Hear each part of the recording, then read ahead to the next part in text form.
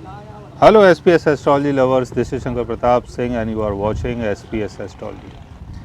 दोस्तों आज का विचार लेते हैं और आज का विचार हमें भेजा है पद्म कुमार पाटिल जी ने। और पाटिल जी लिखते हैं ट्विंस के लिए कौन से प्लेनेट रेस्पॉन्सिबल हैं, प्लीज़ बताइए। यानी ट्विंस चाइल्ड जब होती है तो उसके लिए कौन कौन से ग्रह, कौन कौन से प्लेनेट रेस्पॉन्सिबल होते हैं। तो पाटिल जी का बहुत बहुत धन्यवाद कि आपने अपने विचार रखे। हम उम्मीद करते हैं कि आगे भी आप अपने विचार रखते रहें ताकि हम उसके ऊपर अच्छी अच्छी वीडियोस बनाते रहें। देखिए, ट्विंस चाइल्ड की अगर हम बात कर रहे हैं तो उसके लिए पहले आपको ये देखना है कि फिफ्थ हाउस कौन सी राशि के कंट्रोल में है। अगर फिफ्थ हाउस जेमिनी, वर्गो, सेजी या पाइसिस के कंट्रोल में है तो कई बार चांस होता है कि ट्विंस चाइल्ड का योग बनता है।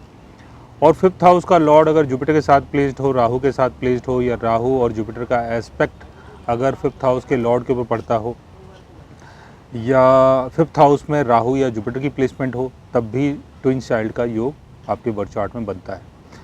तो इस योग को आपको मून चार्ट में, चलित चार्ट में, लगन चार्ट में, तीनों चार्ट में देखना है कि जेमिनी साइन, वर्गो साइन, सेजी साइन और पाइसिस साइन अगर आपके फिफ्थ हाउस में आते हैं, या फिफ्थ हाउस का लॉर्ड अगर इन साइंस में बैठता है जाके, जैसे फिफ्थ हाउस का लॉर्ड अगर जेमिनी साइन में हो, वर्गो में हो, पाइसिस में हो या सेजी में हो, और अगर राहु की प्लेसमेंट अगर उसके साथ होती है, या राहु का एस्पेक्ट अगर उसके ऊपर पड़ जाता है, या जुपिटर का एस्पेक्ट अगर उसके ऊपर पड़ जाता है, जैसे फिफ्थ हाउस में या फिफ्थ हाउस के लॉर्ड के ऊपर, तो ट्विंस चाइल्ड का योग आपके बर्थ चार्ट में बन जाता है। सो गाइस, आज मैंने आपको बताया कि ऐसा कौन सा योग है जिसके कारण ट्विंस चाइल्ड का योग बनता है। अगर आप भी जानना चाहते हैं किसी ऐसे योग के बारे में तो उसके लिए आप हमारे चैनल को सब्सक्राइब कर सकते हैं।